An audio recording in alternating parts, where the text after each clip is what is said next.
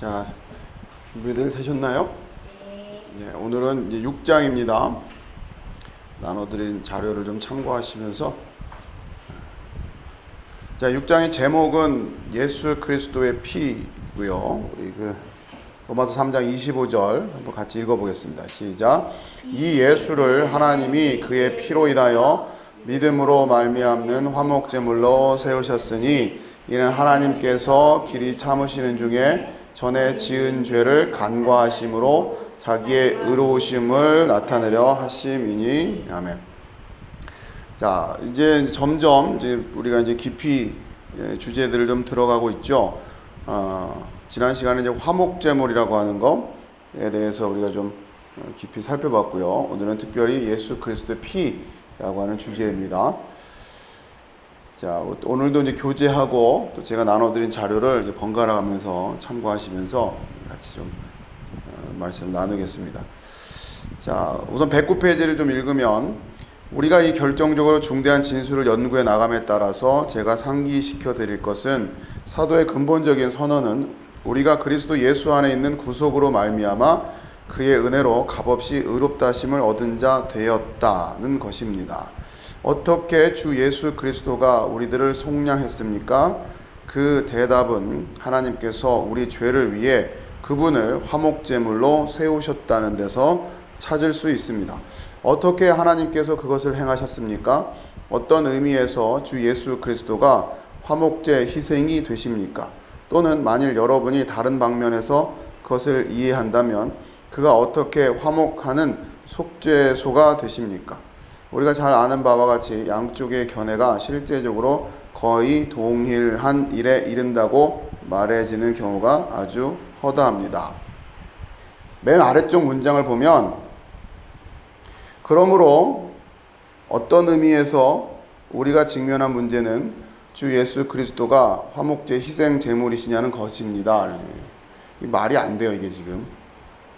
그러므로 어떤 의미에서 우리가 직면한 문제는 주 예수 그리스도가 화목제 희생 제물이시냐는 겁니다. 이게 아니라, 이게 앞만 읽어도 내가 이해가 안 돼가지고 또 그 원어를 찾아보니까 이 번역을 이렇게 하면 안 되고요.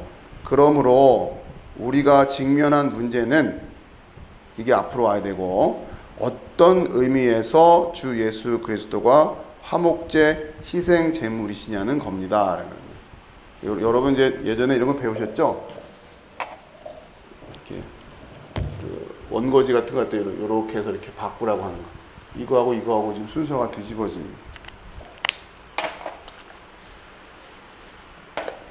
그러니까 순서대로 읽으면, 우리가 직면한 문제는 이렇게 끊고, 그렇죠? 어떤 의미에서 주 예수 그리스도가 화목제 희생 제물이시냐는 것입니다. 이렇게 읽으셔야 문맥이 깔끔해집니다.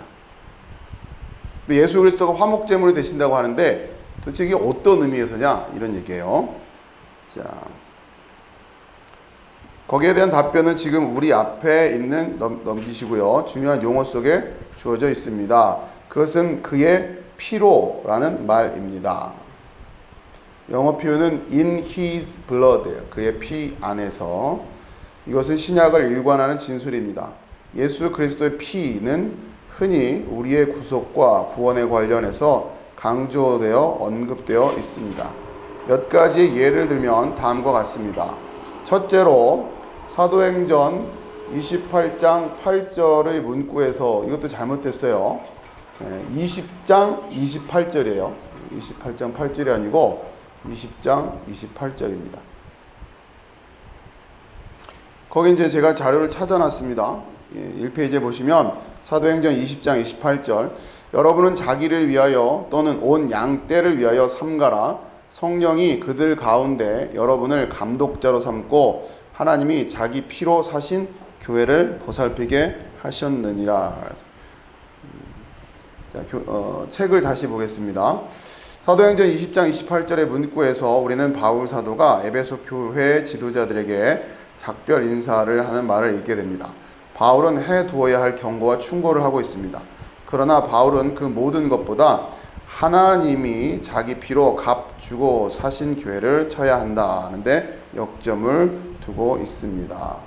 그 얼마나 경탄스러운 진술입니까? 참 놀랍다라는 거예요.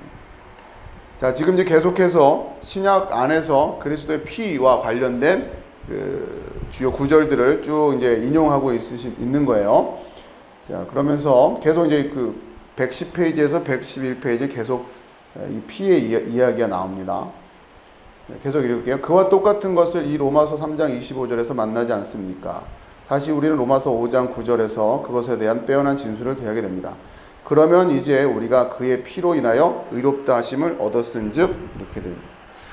또 에베소서 1장 7절에서도 인용하는 것만 보면 우리가 그리스도 안에서 그의 피로 말미암아 구속 곧 죄 사함을 받았으니, 계속해서 예수 그리스도의 피를 신약은 강조하고 있다는 거죠. 자, 그 다음에 이제 맨 아래쪽 좀 올라와서 두 번째 단락에 그러나부터 보겠어요. 그러나 이제는 그리스도 예수 안에서 그리스도의 피로 가까워졌습니다. 이런 얘기를 한다는 거예요. 바울은 여전히 같은 말을 합니다. 어느 특수한 문제에 접근한다 할지라도 그는 언제나 그리스도의 피로라는 말을 합니다. 그러니까 바울의 서신서에 있어서 그리스도의 피라고 하는 건 굉장히 중요한 의미를 가지고 있는 표현이다라고 하는 겁니다.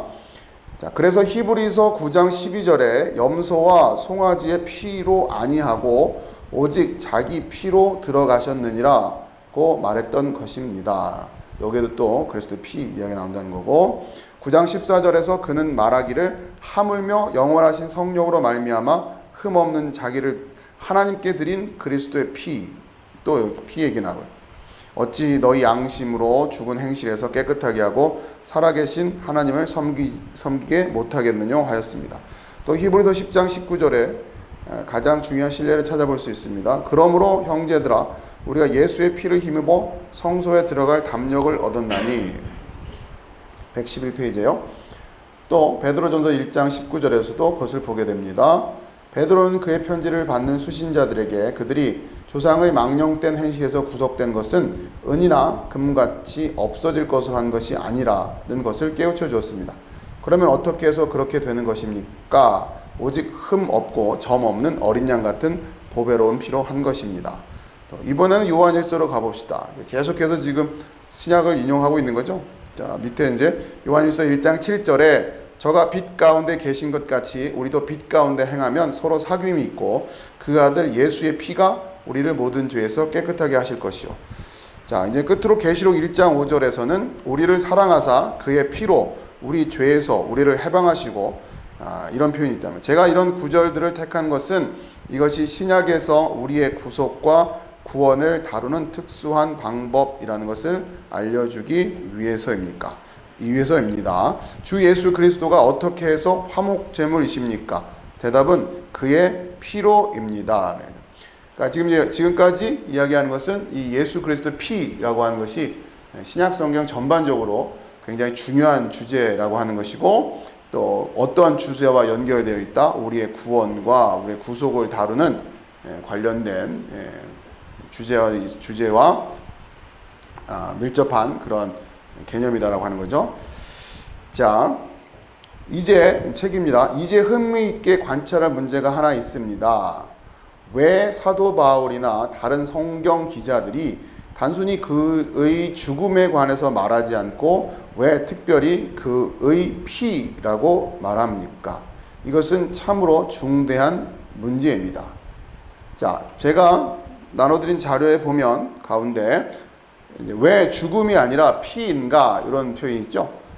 그러니까 피라고 하는 것을 단순히 죽음에 대한 환유적인 기능에 불과한 것인가, 이런 얘기를 하는 거예요 지금. 그러니까 피 하면 죽음을 우리가 상징하는단 말이에요. 일반적인 문화나 문학에서는 그렇죠.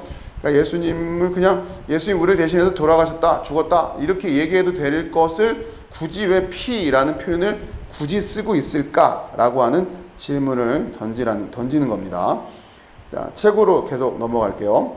이것은 참으로 중대한 이 문제입니다. 그 이유는 그것이 한참 동안 생각한 후에 되어진 일임에 틀림이 없기 때문입니다. 그리고 그 문제에 대한 하나의 해답이 있습니다. 피라는 말이 죽음이란 말 대신 사용된 것은 우리 주님에 관한 교훈을 나타내기 위한 것이며, 그 방도 안에서 우리가 구원을 받으며 그것은 구약의 희생에 관한 모든 교훈과 일치하는 것입니다. 그러니까 왜 피라고 하는 표현을 굳이 썼는가?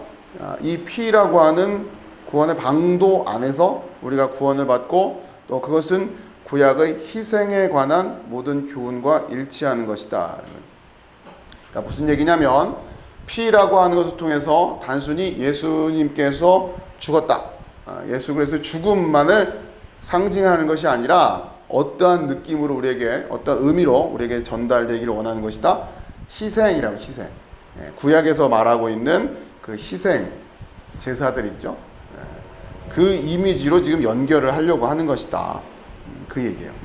단순히 그러니까 이제 뒤에 가서 설명이 되겠지만 예수님이 단순히 우리를 대신해서 그러니까 예수님께서 그냥 죽으셨다라고 하는 그런 표현으로만 되는 것이 아니라 구약상에 있는 그 희생과의 연결, 연속성 이것이 굉장히 중요하다 그런 얘기입니다. 자 그러면서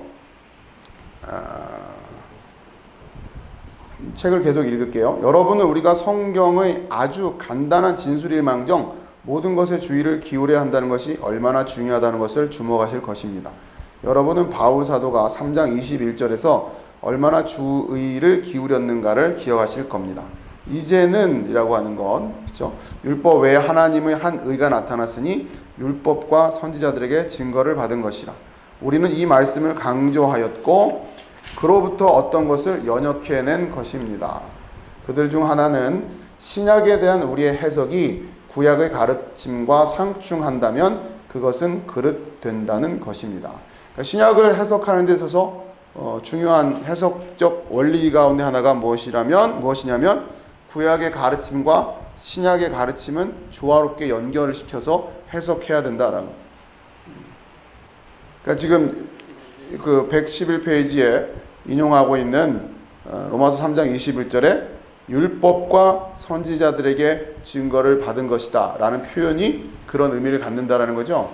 이것이 구약의 내용과 연결이 되어진다. 어긋나는 것이 아니다.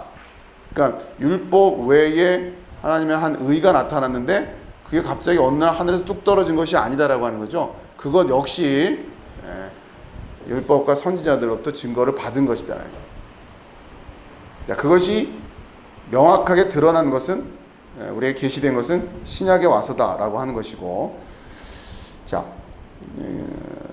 책을 계속 읽겠습니다. 왜냐하면 둘은 서로 완벽하게 서로 짝이 맞아 있고 서로가 서로를 포함하고 있기 때문입니다. 신약에 있는 모든 것은 구약에 이미 예언되었던 것입니다. 신약은 구약의 성취입니다. 그러므로 바울은 여기서 피라는 말을 사용함으로써 그것이 구약의 가르침과 일치한다는 것을 깨우쳐 줍니다. 자, 1차적으로 피라고 하는 것은 어떤 의미였다? 아까 얘기한 것처럼 예수님의 단순한 죽음만의 이야기가 아니라 그것을 희생적, 구약에서 말하고 있는 희생 제사와 연결시켜서 이해해야 되는 것이고, 또 그 다음에 그 자체가 또 구약과 신약의 연속성을 이야기하고 있는 것이다. 그런 얘기죠. 하나님도 같고 또한 구원도 같다는 것입니다. 구약과 신약은 형식에 있어서는 다릅니다. 그리고 시대도 다릅니다. 그러나 구원은 항상 한 가지입니다. 주 예수 그리스도에 대한 신약 교리는 언제나 구약적인 희생을 나타내는 언어로 쓰여졌고 표현되어 있다는 것을 발견하실 것입니다. 그것이 성경을 해석하는 기본 원리입니다. 오늘날 너무나 많은 사람들이 여기서 그들의 현대 이론이나 사상에 맞추어 이 말씀을 왜곡시키고 변조시키고 조정하는 것은 구약에 대한 그들의 그릇된 견해로 인해 기본 원리를 떠나 있기 때문입니다. 그러나 만일 다른 교훈의 경우에서 그 외의 참다운 가치를 살펴보고 올바르게 해석된다면 어려움이 없으며 그것은 우리 앞에 아주 간단하게 이해되도록 열려진다는 것을 알게 될 것입니다. 신약은 언제나 이 교리를, 그러니까 이 교리라고 하는 것은 그리스도의 대속이라고 하는 교리이죠. 이 교리를 구약의 희생제사 교훈의 차원에서 표현합니다. 그러니까 예수 그리스도의 대속의 교리를 설명할 때는 늘 언제나 구약의 희생제사와 연결시켜서 이해를 했나요. 그리고서 이제 그 이야기가 쭉 이어집니다. 여러분 이렇게 쭉 읽어보시면 이해하시는데 그렇게 어렵지는 않으실 거예요. 자, 우선 나눠드린 자료 이제 2페이지로 좀 넘어가시고요.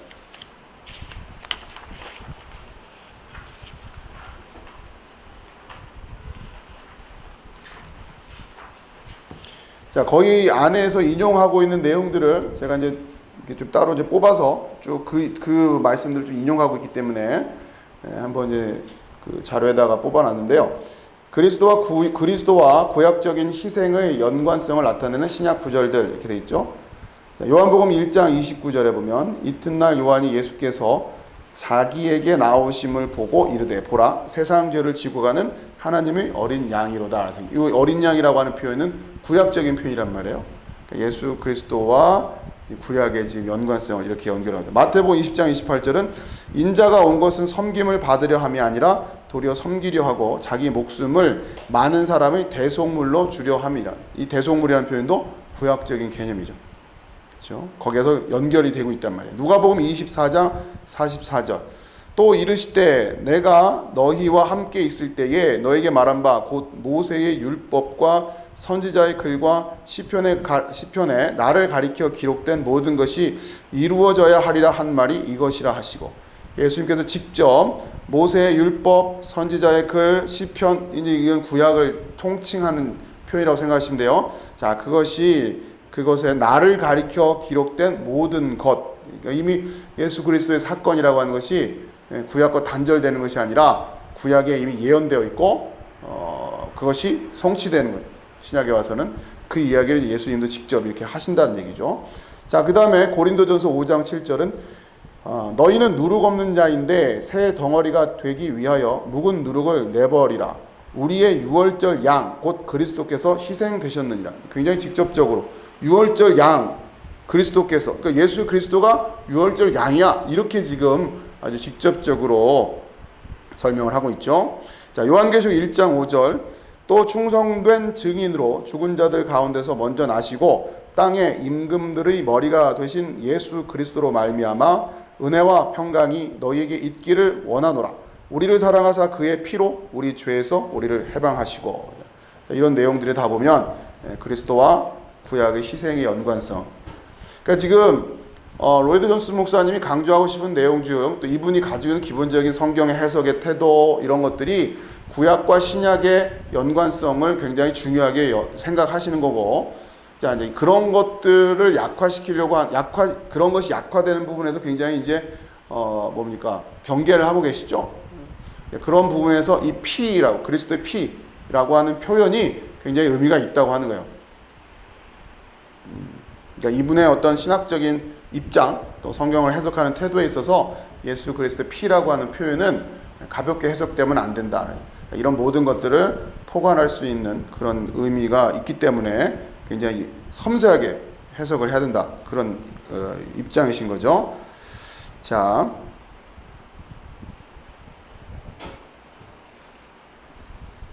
그 다음에 113페이지 책 거기 보면은 이제 아래쪽 단락에 보면은 괄호 열고 계시록 1장 5절 그렇게 되어 있는 부분 있죠. 그 뒤부터 제가 읽을 겁니다. 지금 그것까지 제가 지금 자료를 통해서 봤고요. 그것은 전형적이고 독특한 구약의 희생 교훈입니다.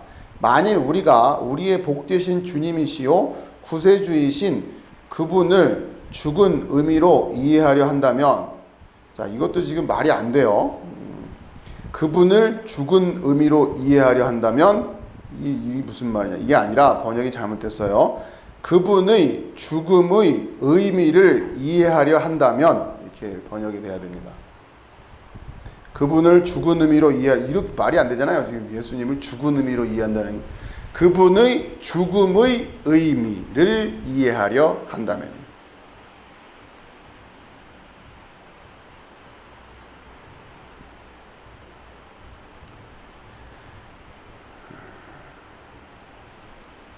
그러나 불행하게도 저는 오늘의 시점에서 이 모든 것이 논쟁과 비판의 주제가 되어 있으며 이 피라는 말에 관련해서 여러 논박과 혼란이 빚어지고 있다는 것을 다시 한번 상기시켜 드릴 수밖에 없습니다.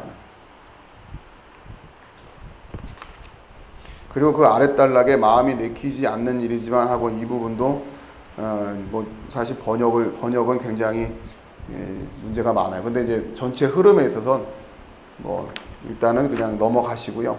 자, 넘기시고요. 114페이지.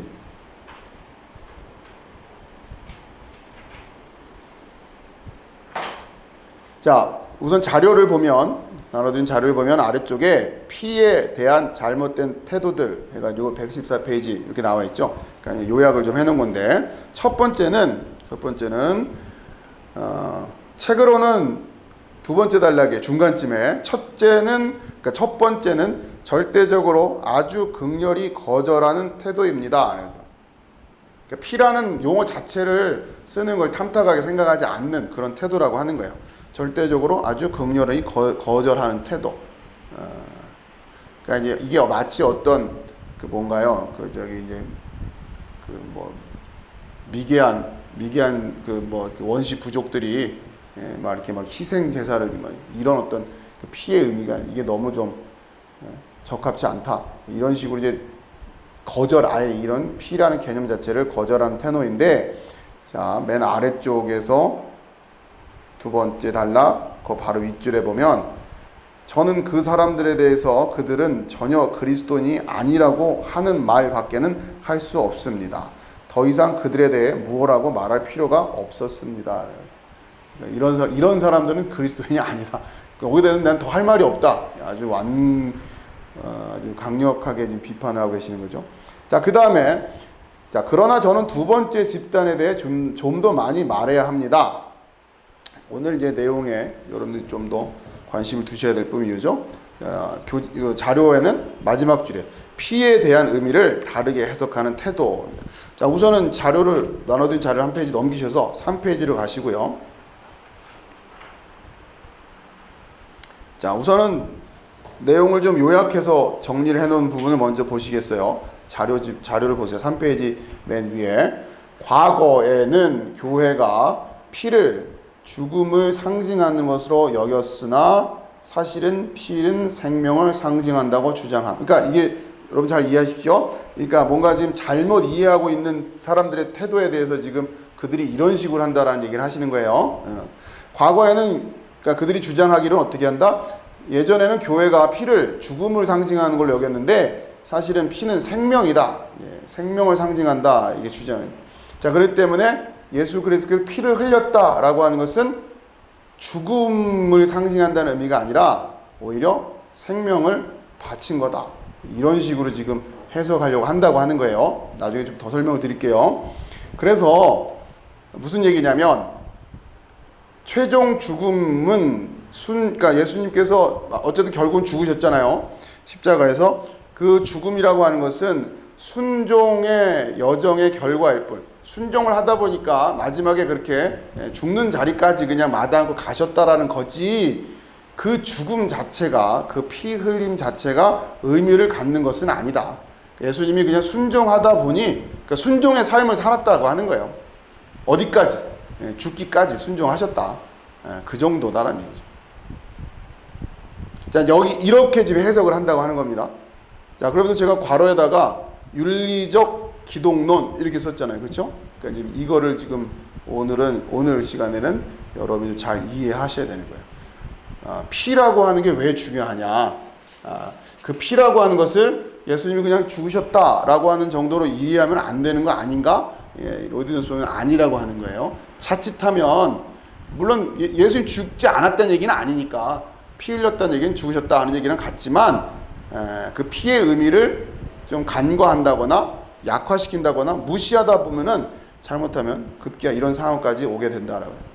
자, 그러면서 그런 어떤 지금 이제 그 예수님께서 흘리신 죽음의 의미를, 예수님이 하신 그 죽음의 의미를 결국은 순종으로 해석하려는 이런 입장들, 이런 거를 지금 비판하고 있는 겁니다. 자, 그럼 윤리적 기독론이라고 좀 이따 좀 설명드리고, 자, 계속 그 자료를 좀 읽을게요. 이러한 태도는 진노의 교리를 회피하는 것일 뿐이다 라는 거죠. 로이드 존스 목사님은 이 교리를 굉장히 중요하게 여기는 거죠. 자, 이들은 하나님의 진노에 대한 근본 사상과 형벌 의식을 싫어하고 그렇게 해서 화목제물의 필요성을 싫어하기 때문이라는. 그러면서 이제 결론적으로 반론을 합니다. 그 밑에 로이드 존스 목사의 반론은 피는 죽음의 사실을 증거하기 위해 드려졌던 것입니다. 그러므로 피란 희생 죽음을 의미하는 것입니다. 자, 일단 여기까지만 보고 제가 좀 보충해서 설명을 드릴게요. 자, 이 윤리적인 기독론이라고 하는 것이 무엇이냐? 그리고 지금 굉장히 그 논의 자체가 이렇게 간단한 얘기는 아닙니다.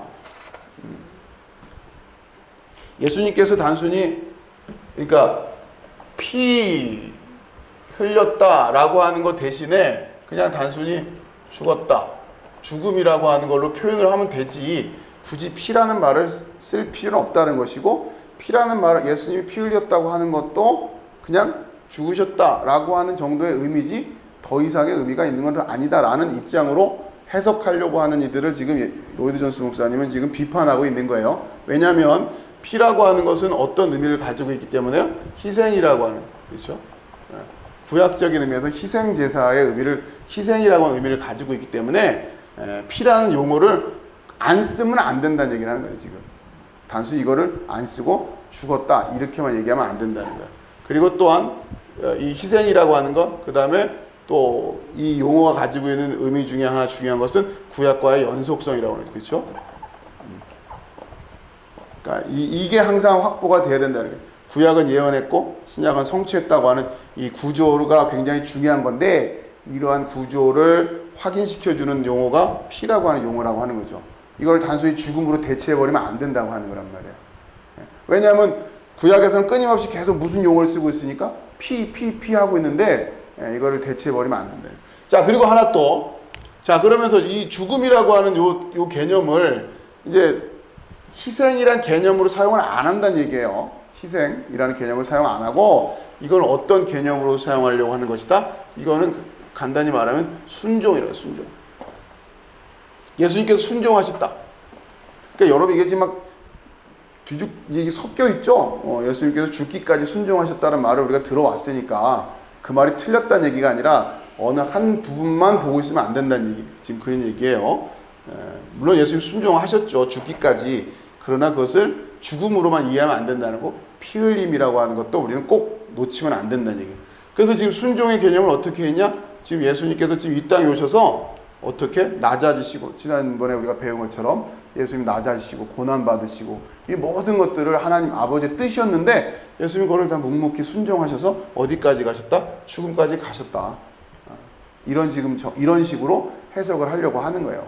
자, 그러면서 지금 제가 지금 로이드 존스 목사님의 입장에서 이러한 해석을 경계하는 이유 중에 하나가 뭐라고요? 첫 번째, 이런 식으로 해석하면 이렇게 하려고 하는 사람들의 입장이 뭘 지금 약화시키는 거다?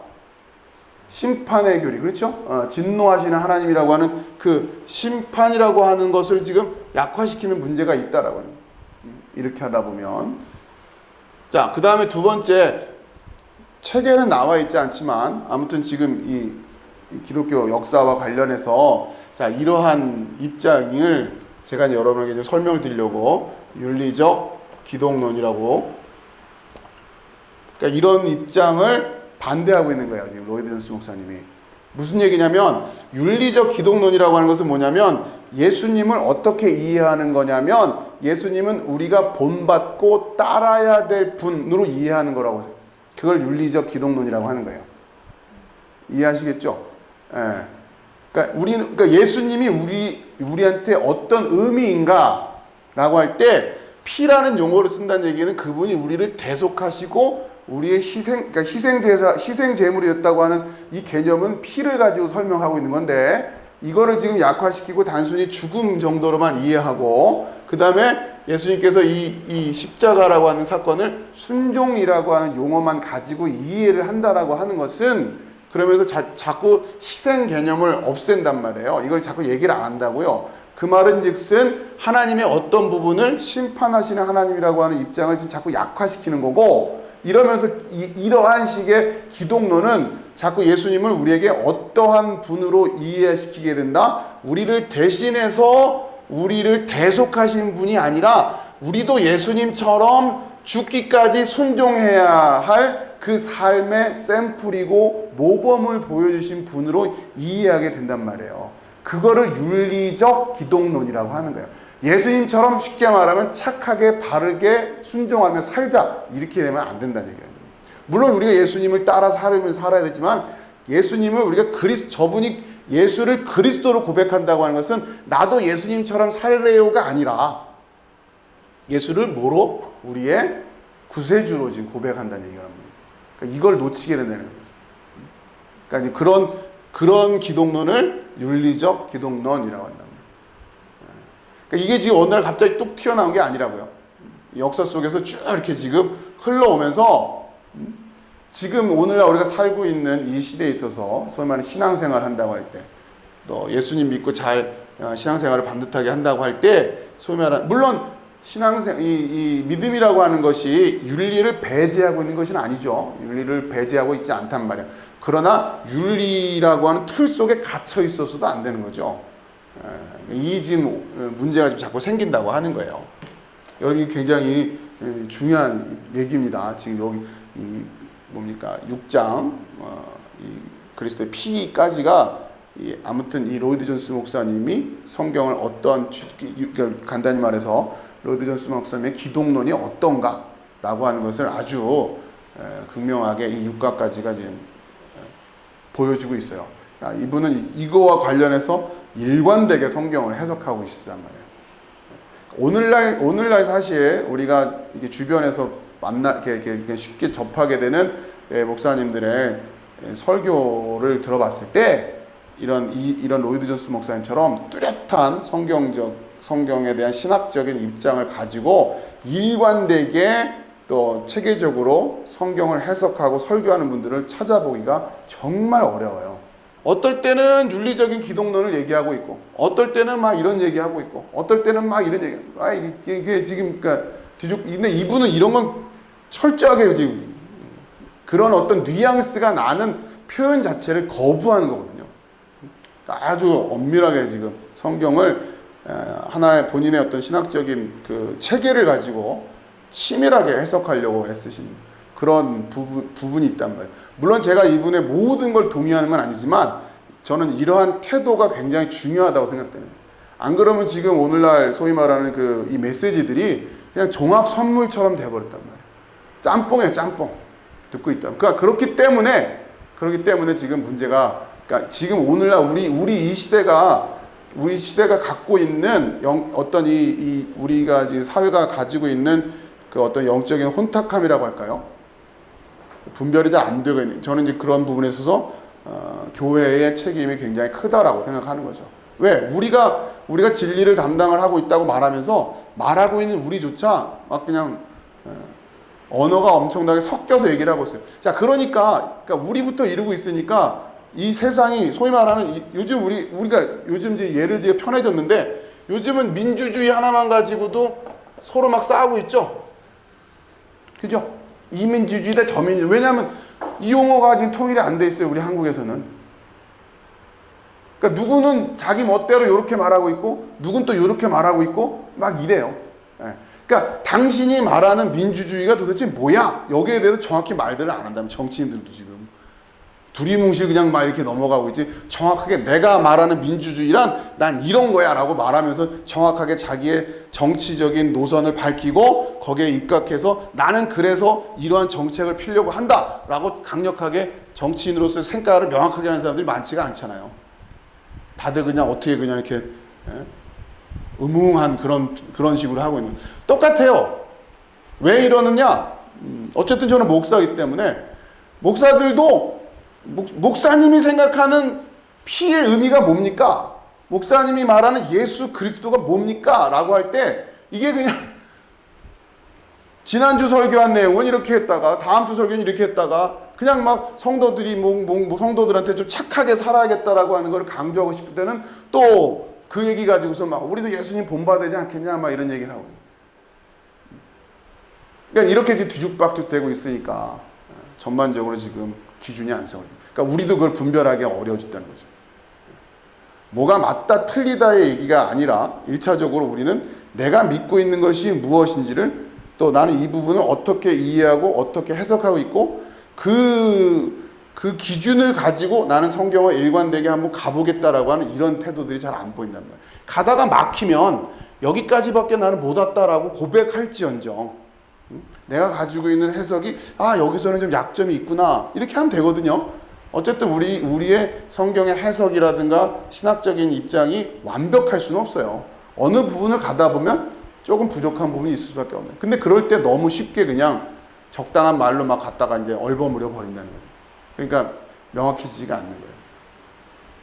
자, 이런 부분에서 로이드 존스 목사님은, 그러니까 제가 이게 좀 서두에 말씀드렸지만 번역이 정말 지금 와서 다시 한 10년 만에 다시 보니까 저는 번역이 이렇게 엉망인 줄 몰랐는데 그때만 해도 제가 뭘 가지고 또 이걸 은혜 받았나 모르겠어요.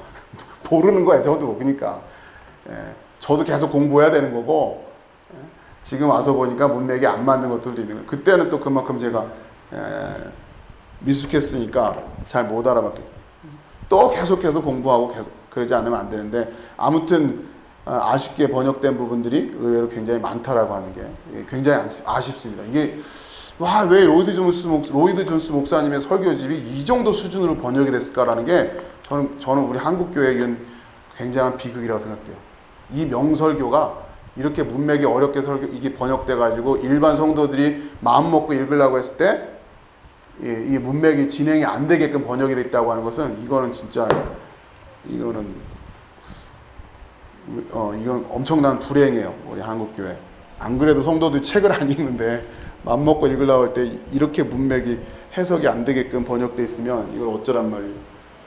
자, 이 윤리적인 기독론이라고 하는 거, 그러니까 지난번에 우리가 이 로이드 존스 목사님 각 과정에서 설명을 했지만, 자, 지난번에 우리가 이런 그림 가지고 이제 설명을 하면서 이 하나님의 진노와 심판에 이걸 인정 안 하고 이쪽을 가다 보면, 이쪽만 가지고 얘기를 하다 보면은 어떤 문제가 생긴다고 그랬어요. 그러니까 이쪽의 문제, 우리의 문제만을 가지고서 얘기를 하기 시작하다 보면은 자연스럽게 다른 여타 종교, 이 초월적인 심판자, 창조주가 없는 종교랑 크게 구조적으로 달라지지 않는단 말이에요. 이게 우리의 어떤 정체성을 확보하는데 문제가 된다는 거죠. 그런 것처럼 마찬가지입니다. 이게 없기 때문에 이렇게 되버려요. 그런 것처럼 또 마찬가지예요. 이걸 부정해버리니까 윤리적인 기독론으로 흘러가 버린다는 얘기예요. 이제 자꾸 어디에 초점 맞춰지니까 이 안에서 우리가 어떻게 살아가야 되는가라는 문제에만 초점을 맞추게 된단 말이에요.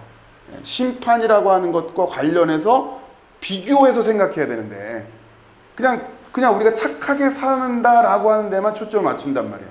왜? 심판이 없으니까. 어쨌든 이걸 의식을 안 하면 여기서 착하게 살면 되는 거란 말이에요. 근데 심판이라고 하는 것과 같이 놓고 보면 어떻게 돼요? 이게 내가 열심히 착하게 산다고 노력해서 될 일인가? 이게 지금 성경의 메시지잖아요. 그렇기 때문에 우리는 그리스도가 필요한 것이다. 그분의 피 흘림이 아니고는 이 문제가 해결이 안 된다. 이게 우리의 기본적인 신앙의 체계란 말이에요. 근데 이게 여타 종교와 다른 인간의 사상과 기독교가 극명하게 구별되는 포인트가 이건 거죠.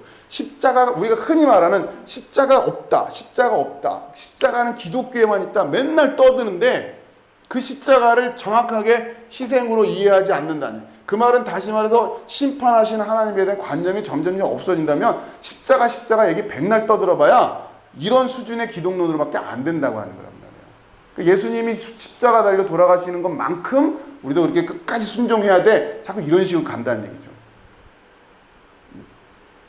그러면서 십자가 말은 하는데 뭐가 다른지 구별이 안 되는 거예요. 그러니까 지금 이것도 오늘날 우리 기독교의 어떤 그 신앙의 체계, 교리라고 하는 것 관련해가지고, 이 윤리적인 기독론이 가지고 있는 폐해랄까요? 이게 굉장히 심각하단 말이에요. 이게 이제 구별이 잘 안 돼요. 왜냐하면 이게 하루아침에 되어진 게 아니거든요. 수백 년 동안 이게 쭉 이어져 온, 그런 생각들이기 때문에 어느 갑자기 이게 변하기가 쉽지가 않다는 얘기예요.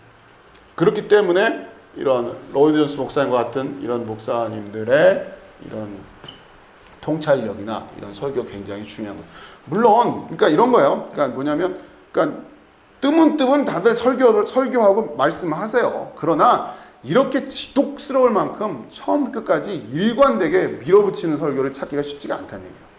그래서 여러분들에게 특히 이 설교집을 제가 추천드리고 같이 공부하고 싶었던 이유가 이거예요. 일단 어떻게 이 이야기를 끝까지 풀고 가든가 그걸 봅시다 라고 하는. 근데 지금 이제 아쉽게도 해석 번역이 이렇게 되는 바람에 여러분이 계속해서 이게 고생을 하실 것 같아가지고 좀 염려스럽습니다. 자, 오늘은 이제 그래서 이 윤리적인 기독론이라고 하는 것에 대한 의미를 여러분이 좀 이게 왜 이런 상황들이 펼쳐지게 됐는가라고 하는 거를 조금 더 살펴보려고 합니다. 윤리적 기독론.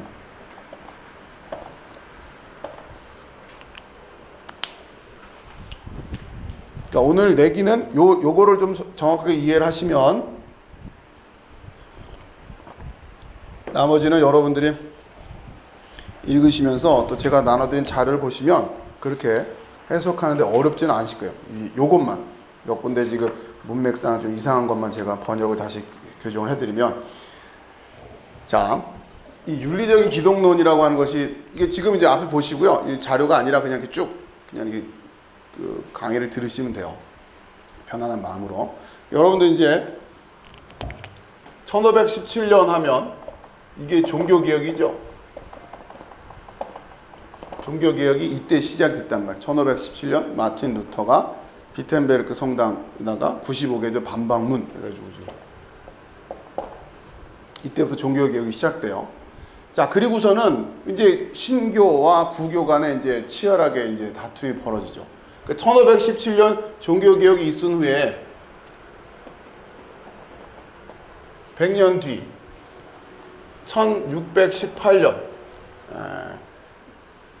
1618, 그러니까 이렇게 좀 잘 이해하세요? 종교개혁이 벌어지고, 그 다음에 막 이제 서로 막 이제 이렇게 할 거 아니에요? 1차적으로는 기독교가, 그러니까 개신교가 약세를 읽겠죠? 그러니까 처음에 막 탄압도 받고 막 이러면서 엎치락뒤치락 하면서 약 100년까지 흘러가다가 결국 1618년 빵! 하고 전쟁이 터져요. 이게 유럽 역사에서 굉장히 중요한 의미를 갖고 있는 30년 전쟁입니다. 종교 전쟁이죠, 종교 전쟁. 30년 동안 신교와 구교 간의 전쟁이 벌어집니다. 1618년. 그러니까 1618년 30년 전쟁이니까 언제 끝나겠어요? 30 더하면 1648년. 그렇죠? 이때 30년 전쟁이 끝나요. 그러니까 이때 30년 전쟁이 발발하고 그 다음에 30년 뒤에 1648년 30년 전쟁이 끝나고, 이 끝나는 사건을 끝나면서 조약을 맺는데 그것이 베스트팔렌 조약이라. 유럽 역사에서 굉장히 중요한. 그러니까 이 조약을 통해서 신교와 구교 간에 서로 이제 터치 안 하기로. 그리고 이제 간단히 말하면 그 나라에서, 지금 나라하고는 다른 개념이지만 지금식으로 표현하면 그 나라에서 종교를 정하는 걸로 그냥 하기로.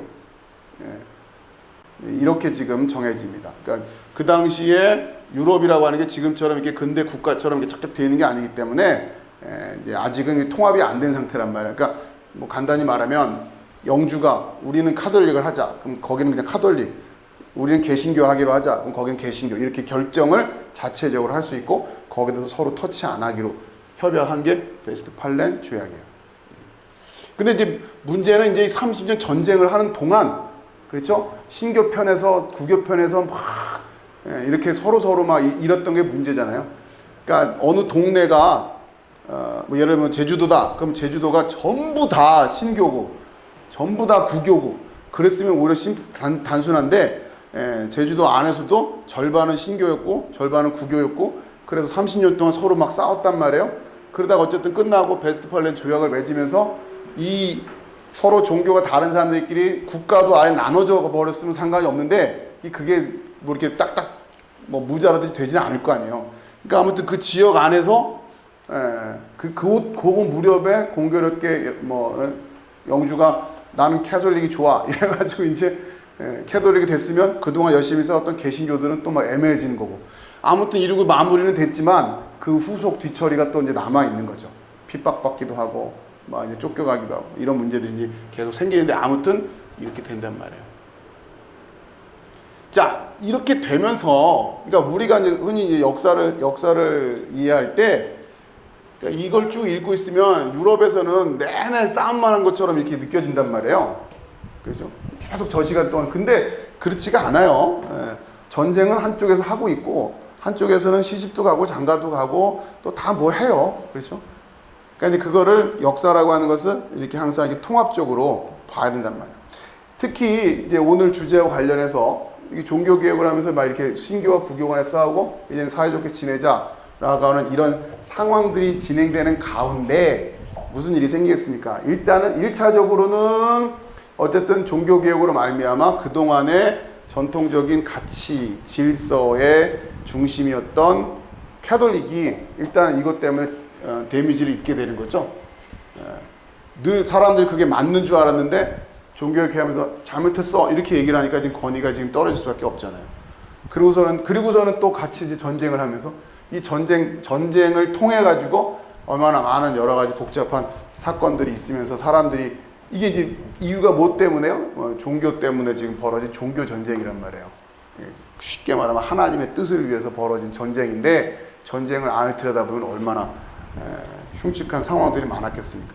사람들이 그걸 보면서 점점점 종교에 대해서 회의를 느끼게 되는 거예요. 권위가 떨어지는 거예요. 간단히 말하면 1차적으로는 캐톨릭에 대해서 그 다음에 또 여기서 같이 싸우고 그러니까 이 시기를 통해 오면서 자연스럽게 종교적인 전통이 구교, 신교 할 거 없이 1차적으로 종교라고 하는 것이 사람들의 삶 속에서 권위가 많이 떨어질 수밖에 없는 거예요. 같이 그냥 따지고 보면은 서로 사랑해야 될 사람들끼리 막 싸우고 있는 거 아니에요. 똑같이 큰 틀에서 보면 믿음이라고 하는 측면에서는 나뉘었다고 하지만 저게 전쟁까지 할 일인가? 저렇게 막 사람을 할 일인가? 이렇게 된단 말이에요. 자, 그런데 이러면서 지금 분위기가 뭐냐면 여러분이 종교가 점점 권위를 잃어가고 있는 예전만 못한 그런 상황이다라고 하는 것을 여러분 이걸 통해서 이해하셔야 되고 이 기간 동안에 어떤 일이 있었냐면 이게 지금 1648년에 이 30년 전쟁이 끝나잖아요. 유럽은 온통 다 전쟁만 하고 있었을 것 같은데 1636년 여기죠. 1636년이 어떤 해냐면 여러분 한 번씩 들어보셨겠지만 데카르트라고 하는 철학자가 이라는 책을 써서 나는 생각한다, 고로 존재한다. 이러한 얘기를 하는 거죠. 그러면서 자연스럽게 이 시간에, 그러니까 요걸 기점으로 해서 소위 말하는 계몽주의라고 하는 생각이 싹 트기 시작하는 그런 계기가 된단 말이에요. 언제? 막 전쟁을 열심히 하고 있는 중에 또 한쪽에서 이렇게 또 열심히 연구하고 있는. 그러니까 전쟁을 해도 현대전도 마찬가지지만 옛날은 싸우는 데서만 싸우는 거지 다른 데는 뭐 농사 짓고 뭐 다 하는 거잖아요. 그렇죠? 자, 저러면서 소위 말하는 근대, 이성, 합리적인 생각 뭐 이런 것들이 싹 트기 시작하는 계몽주의가 지금 발맞춰서 교회는 점점 권위를 잃어가고 있는 상황 속에서 인간이라고 하는 인간이 점점점 더 인간의 개개인의 이성이라고 하는 것이 더 관심을 갖게 되는 그런 상황이 된다고 합니다. 자, 그리고서 1687년이 되면 자, 이게 48년, 약 50년에 끝나고 87년, 그래서 또 여기서 이제 계속 정신없이 이 전쟁과 이 조약의 후유증으로 막 이렇게 하고 있는 상황에 1687년이 뉴턴이라고 하는 사람 아시죠? 뉴턴이 프린피키아라고 하는 책.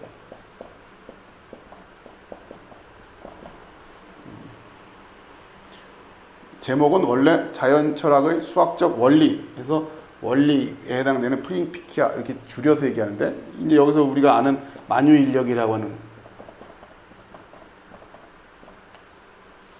자 무슨 얘기냐 교회는 점점 권위를 잃어져 가고 있는 상황 속에서 지금 뭐가 지금 발전을 하고 있는 거예요? 인간의 이성이라든가 합리성이라든가 특히 뉴턴의 프린피키아 만유 인력에 와서는 이게 이제 하이라이트거든요. 이제 간단히 말해서 말씀이 안 먹히는 거죠. 하나님의 권위는 떨어졌고 교회의 권위 떨어졌고 성경의 말씀은 지금 이제 다 이런 이성이라든가 과학이라든가 이런 것으로부터 지금 점점 외면을 받기 시작하는 거예요. 그러니까 교회가 점점 약해질 수밖에 없는 거예요. 자, 저런 분위기에서 약 또 100년이 지나가면 지금 요 한번 잘 생각해 보세요. 자, 이렇게 지금 쭉 진행하다가 하나님의 말씀보다는 인간의 이성이라고 하는 이런 것이 훨씬 더 중요시하게 되는 이런 시대 분위기로 막 이제 흘러가는 거예요. 너무. 그러다가 1700년, 1781년 이 텀을 좀 보십시오. 100년씩 푹푹 넘어가고 있는. 자, 이때는 또 어떤 책이 나오냐면 칸트라고 하는 철학자가 쓰고 있는 순수 이성 비판이라고 해요.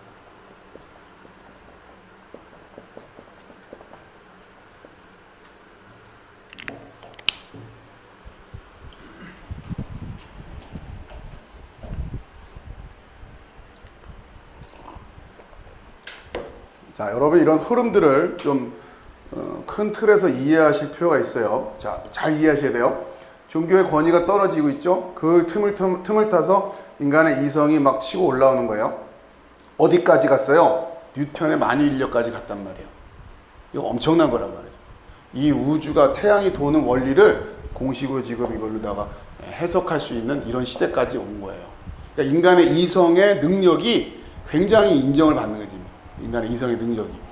그러면서 지금 어떤 상황이 되고 있냐면 점차 지금 종교의 권위는 떨어지고 인간의 이성에 적합하지 않은 것은 진리가 아닌 것으로 되어버리는 시대가 되어버리는 거예요. 점점 그렇게 돼요.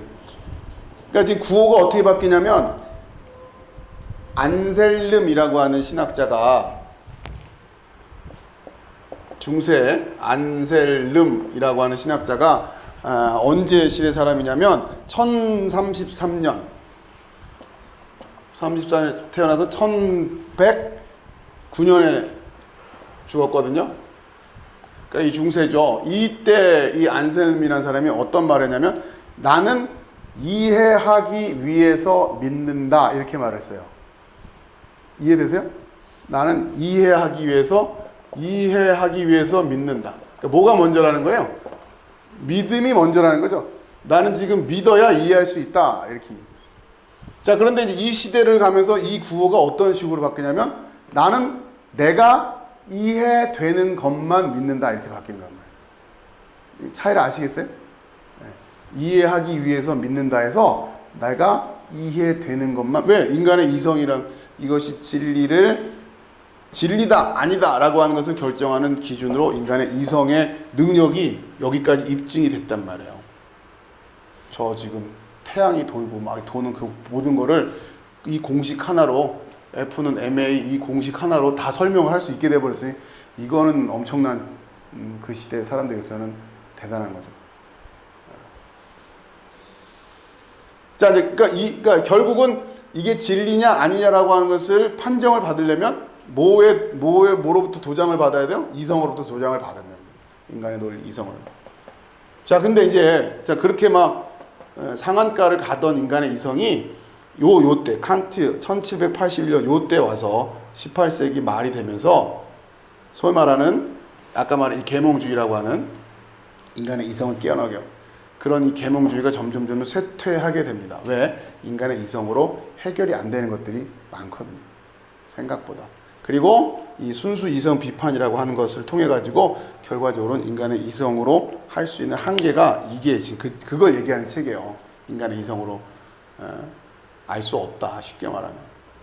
그러니까 결과적으로 어떻게 되냐면 그동안에는 하나님을 이성적으로 이해하려고 이성을 통해서 설득을 받으려고 막 이렇게 해 오다가 결국은 이성으로도 해결이 안 돼 이래 버리니까 그냥 이 이후에 어떤 위기가 왔냐면 그냥 전체적으로 종교 자체가 존립의 위기가 온 거예요. 하나님이 있다라고 하는 것을 알 도리가 없다는 거예요.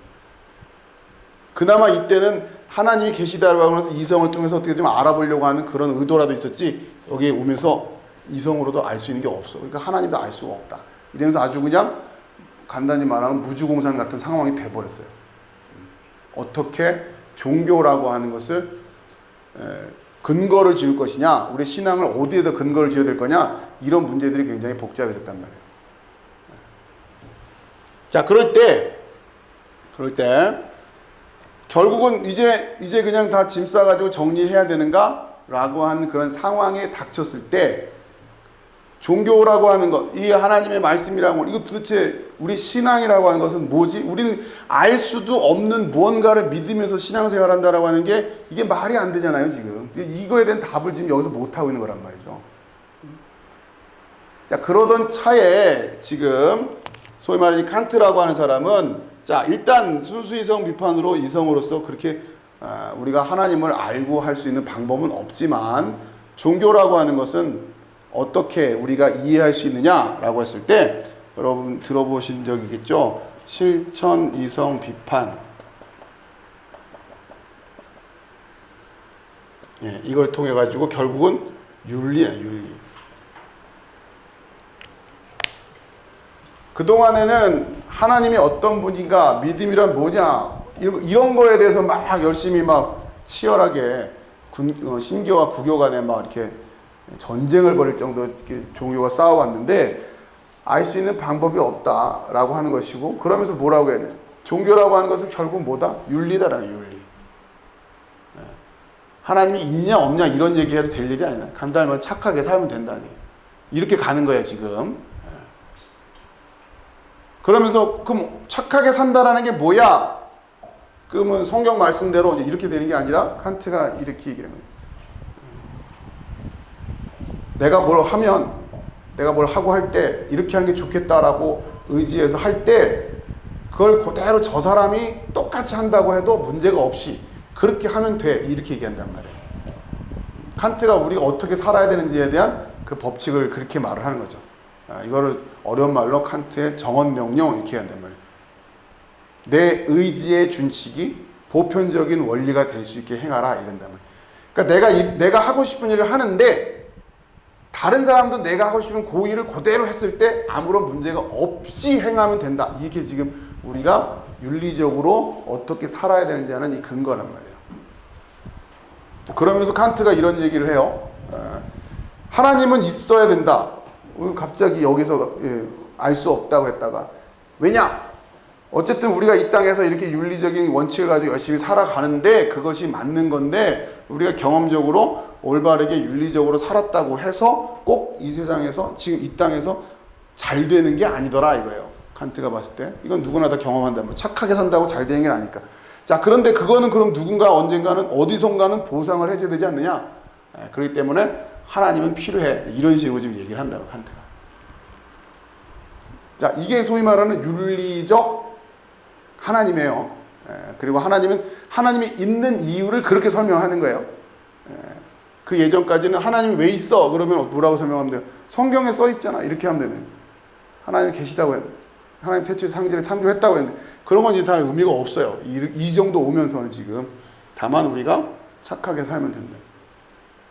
이 생각이 생각보다 유럽 사회에 미친 충격이 굉장히 큰 거예요. 우리는 지금 한참 지나가지고 지금 이런 시대를 살고 있기 때문에 그런 건데, 그 당시에 소위 말하는 이 지식인들이라고 할까요? 이런 사람들에게 미친 영향은 굉장히 크다는 거예요. 그리고 이것이 이 시대 이후에 계속해서 이러한 입장에서 지금 일반적인 사람들의 생각을 차지하게 된다고 하는 거죠. 자, 물론 대다수의 평범한 사람들은 여전히 그냥 예전 믿는 식으로 믿고 오는 거예요. 그러나 소위 말하는 지식이라고 하는 이런 쪽에서 책을 쓰고 뭐 말하는 사람들은 그런 얘기를 하는 게 아니라 지금 이런 식의 이야기를 가지고 계속해서 학문적으로는 계속해서 소위 말하는 신학교에서 그들이 생각하는 하나님, 그들이 말하는 그리스도 그러면서 이러한 개념을 가지고 그동안 세워졌던 신학들이 하나씩 새롭게 해석이 되기 시작하면서 이제 학문이 발전하니까 그렇게 진행이 되기 시작하는 거죠. 이때부터 그런 영향력을 받아오고 있었고, 그러던 차에 또다시 새로운 이건 아니다 하면서 말씀의 회복의 부흥의 운동들이 있었고, 이런 것들이 지금 역사 속에서 드러나면서 로이드 존스 목사님도 그런 영향력을 받으면서 지금 다시 이러한 윤리적 기독론과 지금 싸움을 하고 있는 거란 말이에요. 계속해서 이런 흔적들이 남아 있는 거예요. 우리한테는 여전히. 이런 것들을 좀 전반적으로 잘 이해를 하실 필요가 있어요. 근데 문제는 이게 몇백 년 전에 심히 가라지로 딱 뿌려지고 나니까 이게 계속 또 이런 생각들이 또 흘러오고 있는 거죠. 이런 생각들대로. 어떤 사람은 이런 입장에서 논문도 쓰고 책도 쓰고 할 것이고, 기독교에 대해서 비판적인 입장이든 뭐 회의적인 입장이든 또 이런 입장에서 막 또 비난을 하고 비판을 하면서 책을 쓰는 거고, 여러 가지 그런 상황 속에서 우리도 자라오면서 이런 얘기도 듣고 저런 얘기도 들으면서 나도 모르게 우리 생각 한편에는 이런 식의 생각들이 자리를 잡고 있고, 또 그렇게 생각하고 있고, 이게 맞는 것 같기도 하고, 결국은 뭐 아는 게 뭐 중요해, 결국은 어떻게 사느냐가 중요한 거지, 이런 생각들을 한단 말이에요. 여러분이 그런 생각을 한다는 그런 의미보다도 그런 식으로 말을 하는 사람들한테 우리가 뭐라고 말을 해주기도 좀 애매한. 우리가 지금 시대가 그렇잖아요. 이게 아무튼 그러한 식의 생각들이 어떻게 생겨났냐, 이런 여러 가지 생각들의 흔적들이 남아서 지금까지 영향을 미치고 하면서 흘러나오고 있다. 자, 그러면서 다시 돌아올게요. 윤리적인 기독론이라고 하는 게 예수 그리스도의 희생이라고 하는 개념을 점점 약화시켜버린다. 그러니까 결국 그러면서 어떻게 하라는 얘기예요? 예수님처럼 사는 것, 그것이 중요하다.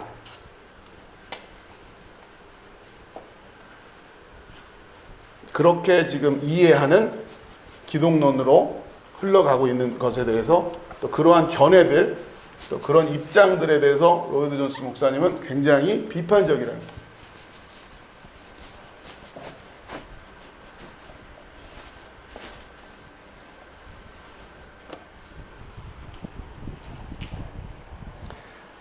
자, 나눠진 자료를 좀 보시고요. 한 번씩 먼저 시간부터 봤던 거라서. 자, 3페이지 중간입니다. 구약에서 동물의 희생적 죽음의 목적은 무엇이었나? 첫 번째, 하나님과 화목. 우리가 지난 시간에 배웠던 거죠. 화목이란 속죄 혹은 죄인의 죄책을 도말함으로써 보증이 된다는 것이고, 3번, 가해자에 의해 또한 가해자를 위해 대체된, 다른 말로 또 대리된 희생물에 대한 여러 가지 심판으로 인해 화목의 효력이 이루어진다라는 거예요. 그러니까 구체적으로 그 화목의 효력은, 구약에서 그 화목의 효력이라고 하는 것은 어떻게 확보가 된다? 희생제물이 죽는 걸 통해서. 그렇게 좀 이해를 한다고 하는 거죠. 내가 하나님과 화목됐다고 하는 것은 어떤 식으로, 그러니까 뭘 통해서 알 수 있다? 나 대신 저 제물이 죽은 걸 통해서 화목했다라고 합니다. 자, 그리고는 범죄자에 대한 용서와 하나님의 은총의 회복이라고 하는 이 과정이 구약에서 동물의 희생적 죽음의 목적이었단 말이에요. 그러니까 요것이 그대로 예수님의 희생적 죽음의 의미, 구조랑 동일하다. 읽겠습니다. 단순히 동물이 죽임을 당하는 것만으로는 충분치 않습니다. 정말 아닙니다. 피가 흘려져야 합니다. 이 점이 희생제사 제도가 제 기능을 발휘하는 방식입니다. 왜 이 모든 것이 필요한가? 118페이지 히브리서 9장 22절에 보면 율법을 따라 거의 모든 물건이 피로써 정결하게 되나니 피 흘림이 없은즉 사함이 없느니라. 넘기세요. 왜 피 흘림이 없으면 죄 사함이 없는가? 로마서 6장 23절에 죄의 삭은 사망이요 하나님의 은사는 그리스도 예수 우리 주 안에 있는 영생이니라. 사도가 하나님이 이 예수를 그의 피로 인하여 믿음으로 말미암은 화목제물로 세우셨다고 말한 의도가 무엇입니까? 그것은 그리스도가 우리의 대리자라는 것을 의미하는 것이며, 그러니까 지금 예수 그리스도께서 피 흘리셨다라고 하는 거가 중요하다는 거죠. 단순히 죽었다라고. 물론 죽었다라고, 그러니까 우리를 대신해서 죽었다. 우리는 그렇게 많이 하잖아요. 대신해서 죽었다. 피 흘리셨다. 자, 그러나 예수 그리스도의 죽음이라고 하는 것을 그런 대속적 개념에서 바라보는 것이 아니라 우리의 샘플, 우리가 따라야 할 모범, 이러한 모습으로 그리려고 하는 그런 입장에서는 의도적으로 뭘 자꾸 줄이려고 한다? 희생이라고 하는 개념, 피라고 하는 거, 이런 거 잘 얘기 안 한다는 얘기예요. 민주주의 앞에서 자유 이런 거 빼려고 의도적으로 자꾸 그렇게 한다라는 거죠. 그게 그러니까 그게 뭐 차이가 있나? 라고 하는 부분에서 예민하지 않은 사람들은 신경 안 쓰겠죠.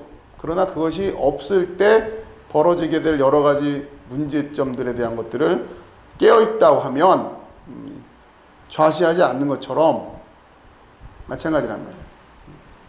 이런 피해에 대한 이야기들을 아까 얘기한 것처럼 첫 번째 아예 혐오해가지고 그런 얘기조차 안 꺼내려고 하는 그런 태도가 있고, 두 번째는 하는 얘기를 잘 들어보니까 피의 희생적인 의미를 부각시키는 게 아니라 그냥 단순히 죽음 정도로만 이해하고 예수님이 그렇게까지 순종하셨으니까 그렇게 끝나버리더라는 거죠. 그렇게 기독론을 이해해버리고는, 그러니까 예수님의 대속의 개념이 없어지죠. 대속의 개념이 없으니까 굳이 하나님이 진노한다, 심판한다 이런 개념도 필요 없는 거고, 단지 남아있는 것은 뭐다? 우리도 그러니까 예수님처럼 죽기까지 순종하자, 이렇게 되더라는 거죠. 뭘 순종하자? 하나님의 말씀에 순종하자, 이런 얘기가 되더라고 하는 거예요. 여러분이 그런데 굉장히 이런 식의 생각이라든가 이런 식의 설교들이 실제로 굉장히 많이 녹아 있어요. 그러니까 우리는 열심히 뭘 해야 된다라는 얘기를 자꾸 한단 말이에요. 그러면서 그 이유가 뭐다 보면 예수님도 그렇게 하셨으니까 이런 얘기를 많이 한다는 거죠. 그러면서 자꾸 예수님을 우리의 모범으로 자꾸 생각하는 거예요. 그러니까 물론 예수님의 모습을 보면서 우리도 저렇게 열심히 이런 생각을 하는 것 자체를 부정하면 그거를 나무랄 이유는 없겠지만 이게 막 뒤죽박죽 섞여 있다고 하는 거야. 이게 조심하라는 얘기예요. 자, 이사야 53장 6절. 여러분이 그런 부분을 잘 이해하셔야 됩니다.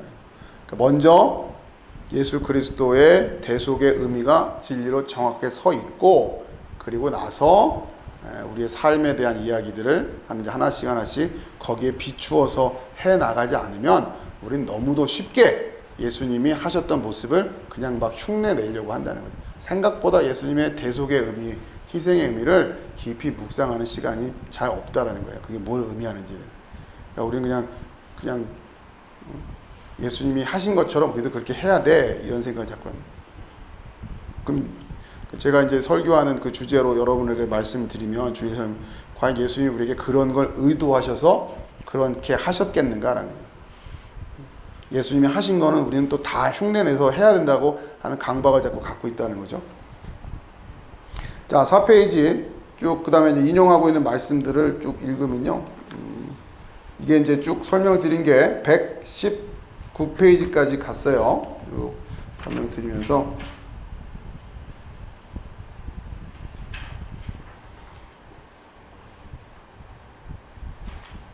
자, 말씀 한번 쭉 이렇게 보고 마무리할게요. 이사야 53장 6절에 우리는 다 양 같아서 그릇 행하여 각기 제 길로 갔거늘 여호와께서는 우리 모두의 죄악을 그에게 담당시키셨도다. 베드로전서 2장 24절에 보면 친히 나무에 달려 그 몸으로 우리 죄를 담당하셨으니 이는 우리로 죄에 대하여 죽고 의에 대하여 살게 하려 하심이라. 그가 채찍에 맞음으로 너희는 나음을 얻었나니. 요한복음 3장 16절 하나님이 세상을 이처럼 사랑하사 독생자를 주셨으니 이는 그를 믿는 자마다 멸망하지 않고 영생을 얻게 하려 하심이라. 로마서 4장 25절 예수는 우리가 범죄한 것 때문에 내줌이 되고 또한 우리를 의롭다 하시기 위하여 살아나셨느니라. 히브리서 9장 12절 염소와 송아지의 피로 하지 아니하고 오직 자기의 피로 영원한 속죄를 이루사 단번에 성소에 들어가셨느니라. 히브리서 9장 14절 여러분이 느끼셨나 모르겠지만 그 6장 예수 그리스도 피에 들어오면서 히브리서를 인용하는 게 굉장히 많죠. 그러니까 히브리서가 이 기독론과 관련해서 굉장히 중요한 메시지를 많이 갖고 있기 때문에 그래요. 그래서 이제 주일에 히브리서를 집중해서 한번 먼저 보려고 하는 거고요. 히브리서 9장 14절 하물며 영원하신 성령으로 말미암아 흠없는 자기를 하나님께 드린 그리스도의 피가 어찌 너희 양심을 죽은 행실에서 깨끗하게 하고 살아계신 하나님을 섬기게 하지 못하겠느냐. 이렇게 쭉 그 내용이 인용하고 있는 것을 제가 다 뽑아가지고 여러분 보시기 편하게 이렇게 만들어 드렸어요. 자, 121페이지 에베소 2장 13절 이제는 전에 멀리 있던 너희가 그리스도 예수 안에서 그리스도의 피로 가까워졌느니라.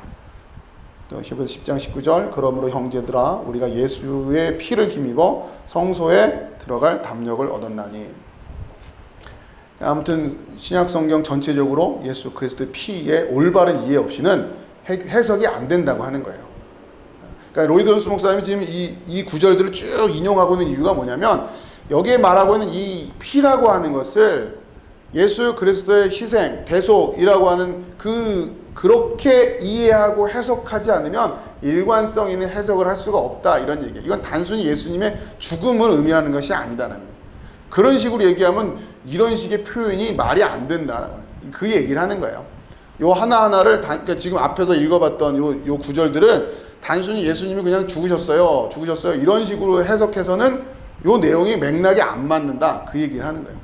분명히 예수 그리스도의 피라고 하는 것을 통해서 성경은 단순히 죽음뿐만 아니라 구약이 말하고 있는 그 희생이라고 하는 개념을 이 표현에 담아서 얘기하고 있고 그 의미를 가지고 이 구절을 보지 않고는 일관되게 해석할 수 없다 그 얘기입니다.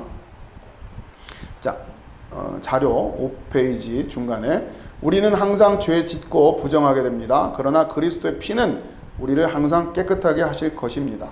항상 그리스도의 피입니다. 사귐과 교제를 이루어 주시는 것은 그것입니다.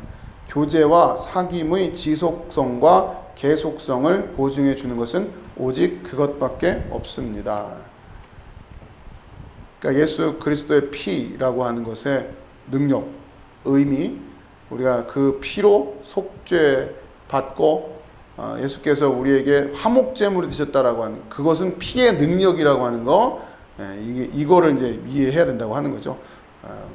여기에 성령의 감동이 있어야 된다. 이게 우리 안에 진리로 설 때 중요하다는 거예요. 요한일서 2장 1절에서 2절 말씀 나의 자녀들아 내가 이것을 너에게 쓰면 너희로 죄를 범하지 않게 하렴이라. 만일 누가 죄를 범하여도 우리 아버지 앞에서 우리에게 대언자가 있으니 곧 의로우신 예수 그리스도시라. 그는 우리 죄를 위한 화목제물이니 우리만 위할 뿐 아니요 온 세상의 죄를 위하심이라. 자, 이 피의 의미를 정확히 이해해야 된다고 하는 거예요.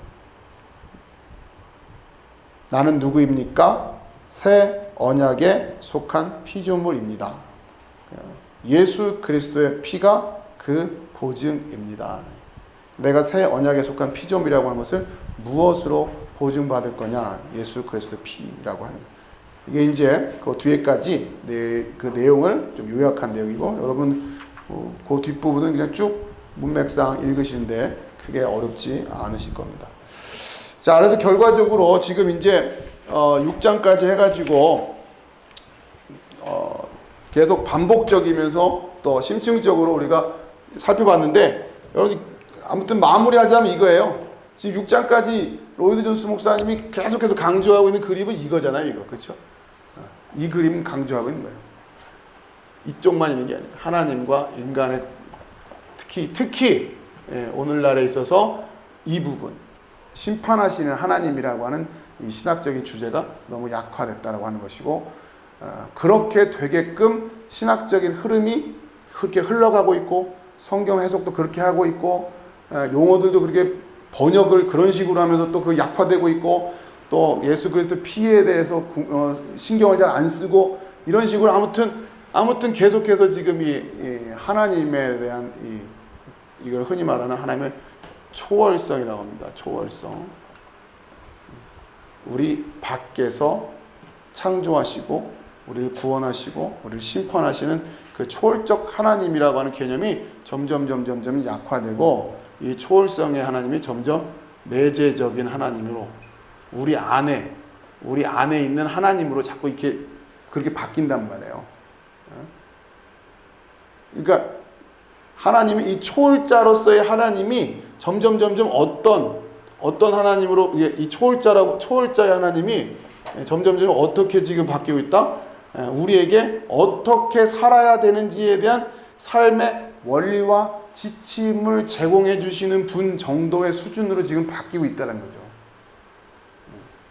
이 심판의 하나님의 위치에서 우리한테 단순히 그냥 이렇게 살아야 돼 라는 수준의 하나님으로 변화되고, 더더군다나 거기에 대한 샘플로 아들을 보내주시고, 그 아들은 와서 죽기까지 순종하면서 어떻게 살아야 하는지를 보여주는 표본으로 우리에게 오셨고, 이러한 수준으로 지금 이해를 자꾸만, 그러면서 하나님과의 관계, 이 회복에 대한 관심보다는 계속 이 안에서의 문제만을 가지고, 그러니까 이 기독교라고 하는 종교가 차츰 윤리적 기독교로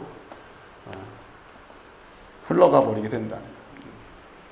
이런 지금 문제점을 지적을 하고 있는 로이드 목사님이 기본적인 신학적인 태도입니다.